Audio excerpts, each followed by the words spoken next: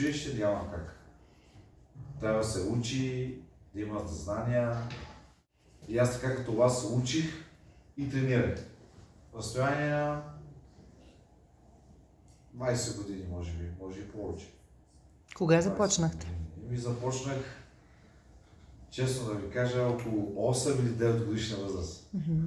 Треньора в училище ли дойде? На какъв принцип отидахте? Тоест, вашето семейство ви заведе или треньор дойде в училище и... Войчо ми закара Така ли?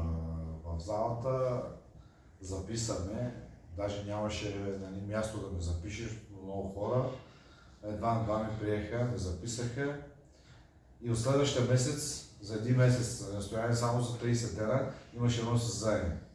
И аз победих и оттам нататък вече не плащах такса. Знаете, във всеки един дан на спорт има такса, която се плаща всеки месец, за да мога да тренираш. И като спечелих турнира, то не един мач, бяха 3 мача, ден поредни, 3 дни поредни съм бил, станах първи, станах шампион, но очаквано за един месец, нали. И ми казват, ти повече няма да плащаш. И така, ми викам, добре, щом няма да плащам, аз малък. Хубаво. И на следващия месец имаше още един турнир, обаче той беше международен. Пак за деца, така като вас. 9 годишни ли, не знам. Бехме в Македония, тук наблизо, обаче от национално, пак и задаващо. Аз на един месец ме взимат национално, не знам, какво се случва. Да. И отивам там и ставам шампион, нали? И оттам вече федерацията ми казва, имаш вече стипендия. Нали? Още там, като бяхме в Македония, имаш стипендия всеки месец, обаче трябва да тренираш и от Славия ще ни кажат от кого да отиваш на тренировка. Връщам се тук на Славия и нали, тренираме. Влиза вътре, нали, Блани честито ме поздравяват малък, така като аз. И ми казват, нали, от самия клуб, сега, от днес нататък имаш стипендия и от нас. Малко дете, не знам какво. И викам, хубаво. Прибирам се и казвам, нали, на майка ми, на татко ме. А викам, майко, татко, те казаха, ще ми дадат пари. Не знам. Какви пари ще дадат, бе? Еми казаха от национално. И какво? Еми казаха, ще ми дадат пари, не знам. Нали, мина се един месец, идват писмо да отида в федерация да се взема парите. Аз малък, не мога. В смисъл такъв, нали, трябва да се подпишеш, да. Обаче майките и баща ти да дойдат, айде до Славия, те ми дават, нали, няма проблем, нали, обаче тук, викаме, майко, трябва да дойдеш в мен до федерация. Къде е тази федерация? Тя не я знам, аз не я знам къде. Нали? Отидехме там, тя се подписа, взех си парите и ми обяснява, ти да внимаваш на тренировки малко дете, ми викам хубаво. И така моето израстване към спорта така беше до сега, би казал. И където да отида, и в Америка да отида, а в България да не говорим, че ме познават абсолютно знайни и незнайни деца. Просто самото име, спорта ти дава голяма възможност. За Америка да ни разкажеш малко. За Америка съм бил... Как стигна до там? Боби още не беше се родила. Я да видим Боби. Къде е Боби? 2007 година бях там. На световно първенство бях. Боби Джордж. Си го прекръстиха. Така ли? Не, това е в Англия. В Англия ли беше? Това е в Англия. В Америка 2007 в Чикаго бях. То тогава имаше само, нали, най-много емигранти бяха в Чикаго. Имах предложения от американците да остана там. Обаче имах дъщеря, Гери беше това малка. Моята, нали, и викам няма как. Прибрах се. И се минаха години за Германия. Ме взимат в Бундеслига, още малки беше, нямаше да. Игра бях на 17 години, там се играе куп срещу куп, не се играе като нас. Не се играе изцяло, нали, като цяло към бокса, се играе тук на републиканския първенства, се играем абсолютно всички отбори в един ден. В смисъл, нали, за една седмица правим турнир, кой бие, то бие срещу то бие срещу те и кой стане шампион. А там е така, там е един клуб срещу друг. И вече накрая се събират шампиона, кой е, и вице-шампиона. И играят двама, нали? Двата клуба. Играят. Има предложение там да играя Хам, отбор Хам. Това е близо до Дортмунд. Отивам там без немски, те плащат писмо от федерацията, ми плащат писмо, нали? Пак малко 17 годишни, нямам 18, пак майка трябва да се подпише, за да мина там. Пращат ми договор, хубави пари, много хубави пари, бием падам там. Но тогава бех много добър това. Тогава 17 години вече нямаше кой да ме бие тук Европа, е абсолютно. Абсолютно нямаше кой да ме бие. В смисъл, нали? И отивам аз там на първа тренировка. Аз ги знам, нали, немския национален отбор си ги знам от европейски, от световни, от турнири най-различни. Но толкова отбор никой не познава, нали? Отиде там, обаче съвсем друго. Дори съблекалните, и залата, живота, всичко е друго. Не е като нас. Всичко е подредено, нали? За съжаление не е като нас, нали? Дай Боже да не сме така. Във всички дадени спортове, нали? Отивам там, не говоря, то ми говори нещо. Разбирам, да, почва да тренира и това, и ми казва, аз да вода тренировката, казва, Борис, се чуда, нали, да мина отпред. Аз бех нали, по средата на фан, тук се редиме всички и той ми вика така и аз отивам, нали. Загревай. И аз загревам, обаче гледам всички по мене, викам сега това ми кара, аз да ги загревам. Викам хубаво, първата тренировка никой не познавам, вървиш малко до тези 17 години. Викам хубаво, аз ще загрея това, И после чакат всички, чакат, нали, загрехме, аз си навих битовете и чакам, нали. Той казва, какво да правим? Треньорът ме пита какво да правим. И аз викам, не знам, казвай ти, му казваме, нали, аз не знам. Тогава ние английски говорихме нищо. И как ще да аз какво правя, да правят и те. Виж, направих доста мача там. Доста много пари съм взел. Ми казват, ти оставаш тук. Паспорт национално го започнаха да вика, защото те не знаят, да не националните треньори там. И разбраха, че играе в този клуб като помощник треньор. Футболист не играе, и ние го знаят. И вече искат да го присламчат към техния. Да, да го направят паспорт. Не съм искал. Искал съм винаги да бъда българин, да си играя за България и така. А как се стигна до Олимпийските игри? С много труд, най-вече и тренировки. На колко години бяхте тогава? Бях на 21. На 21 взех квота за Олимпиадата, много трудно взех. Там се взима, значи да се класираш на Олимпиадата, това е да се участник сам. Как ли да вземеш медал? Както слава Богу имам вече, никой не мога да го взема от мене. за моя радост, че никой не мога да го вземе, но той се остава. Той си е вкъщи, Боби си играе с него. Нали, Боби? Кажи как си играеш с него? Да. Слагаш ли го? Да. Играе си постоянно с него, играе си с купите, по някой път ги чупи, оправяме ги, разхвърля ги, нали? Радвам се. Какво да ви кажа, Олимпиадата, знаете, Джокович нямаше медал до предишната Олимпиада. Той не го интересува. Там 10 пъти Лъмбин да вземе, иска олимпийски медал и накрая го взе. Да, и вика, сега вече мога да спра спорта, вече не ме интересува, всичко съм взел. Понеже на Олимпиадата имате възможност да се срещнете с хора от всички континенти, това как ви се видя? Не искам да говоря колко европейски световни съм участвал, но на Олимпиада дишате друг въздух. Да. Знаете ли какво е чувството? Значи пожелавам го на всеки това. Там има, се казва Олимпийско село. Всички спортисти в едно, целия свят, най-добрите. Аз съм бил с Леонел Меси, 2008 година в Пекин. Аз съм участвал на две Олимпиади, не само една. Уникални звезди. Да, световния елит Сещам спорта. се, че Лео Меси, нали, тогава беше пак звезда, но не беше такава, нали, баш сега как е. Имаше дълги коси. И ние го знаем, че е бърз, нали? Бърз, той е футболист много бърз, обаче той така ходи. И така да.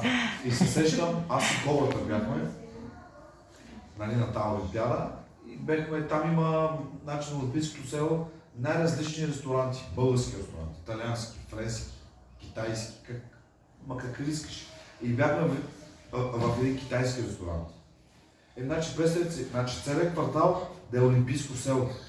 И само заведения, ядене, зали, каквото искаш. Всичко е без пари, абсолютно. Имаш една карта, акредитация, амско на България, амско на Америка, на Китай, на Индия и така нататък. И използваш абсолютно всичко. И се сещам, бяхме в един китайски ресторант. Имаше хора, нали, спортисти, обаче не толкова известни. И седнахме, аз и той в една маса, ама тя беше дълга, така, нали, по-голяма с повече души. И влиза Меси. Да, но той как влиза? И много журналисти влизат вътре. И той се огледа така, нали, къде да седне и седна до нас. И аз само го гледам така. Меси. И го гледам така, и хората мерите. Това е много голяма радост за мен. Това ще ми остане. А и се усеща човещината между световния елит, спортистите, да. Много е хубаво. С Антони Джошуа, също с Александър Усик. Ми сме големи приятели между другото и се познаваме. Нищо, че са нали, милионери, милиардери и така нататък, но отношенията си остават. Да. И ви пожелавам така, вие също само напред да продължите с ученето, да сте възпитани, защото спорта и ученето възпитават. Имаше ли момент, когато спечелихте, такъв момент на безвремие, просто сякаш всичко спира? Не чувахте нищо? Честно да ви кажа, все още не мога повярвам, че имам олимпийски медал. Вярвате ми, не ми вярвате. Много хора ми вярват, защото ми викат, добре, ти си олимпийски медалист. Викам, да, аз не съм чувствал такъв и още не мога да го асимилирате. Да го асимилирам, че да, така е. Мощна не знам.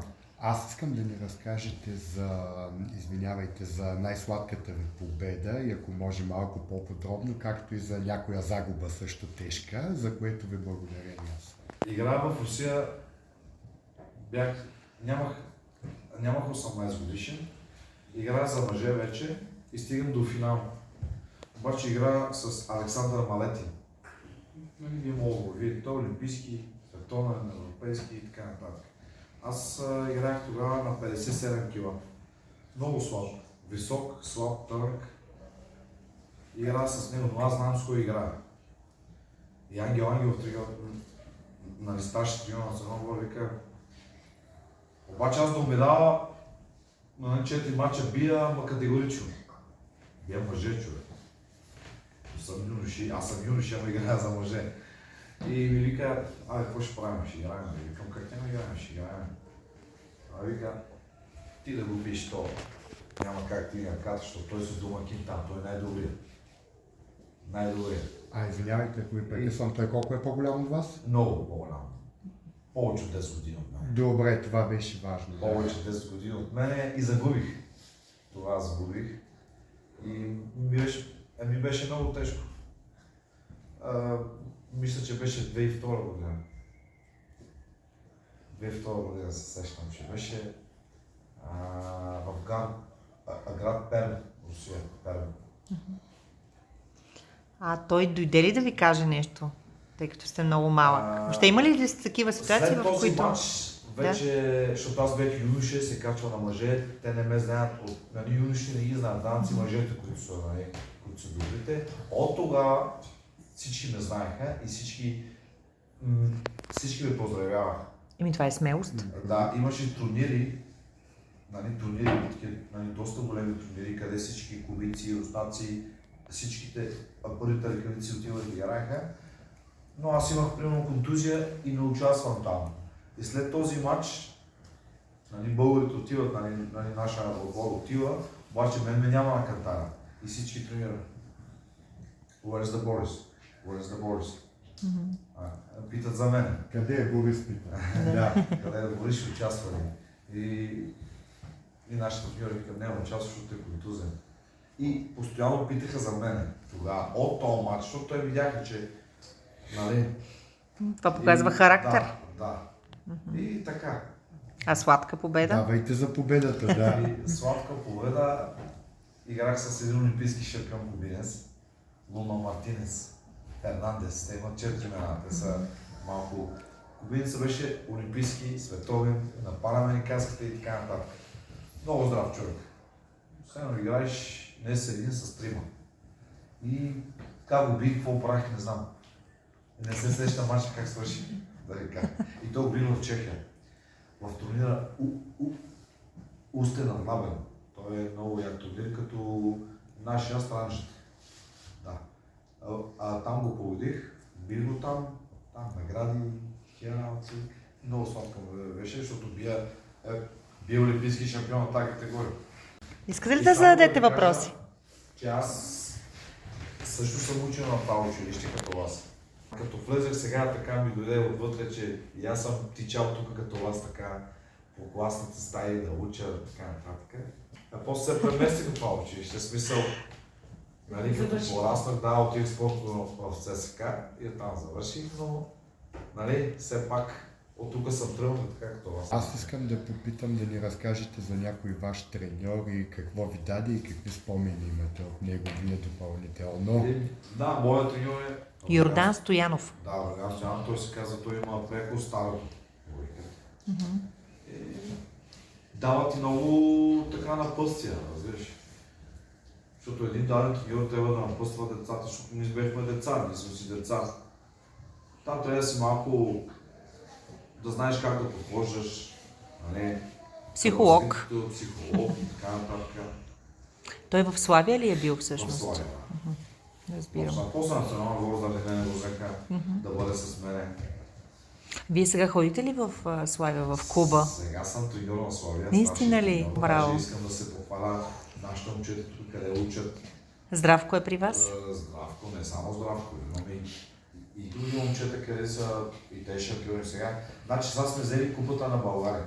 С 4 души, Чудесно. състав, само 4 души, 4 шампиона и съм взел купата на България. Не аз, момчетата, нали? Браво. Сме взели купата и шампиони на България в едно, 2 в 1 направихме точно за... И то миналия месец беше това. Да. В такъв случай на патронния празник, като директор, искам да ви покана да кажете няколко думи във връзка с тези наши шампиони. Сега ми се ражда идеята просто на Прима Виста да излезнат при вас на сцената и да кажете нещо, защото това е гордост. Аз искам да благодаря на госпожа Тошка Пенчева, защото е много сърцат класен ръководител. И всъщност винаги търси човешкото и примера, през който всъщност нейните училищни деца и ваши деца да се чувстват комфортно, да придобиват самочувствие и да знаят, че всичко става през труд. Единственото от моето поколение от бокса в цяла София имаме медали само аз и Телева Полев. Олимпийски медал. Той е завършил в ЦСК спортното. И там е тръгнал и там се завършил. И аз пък съм тръгнал от сам си пет. Прекрасно. Благодаря ви много. Значи, ти трябва да се гордеем с това. На първия ви мач какво бихте? На първи ми матч точно бих е Телева Полев. Браво! Ръкопляскаме!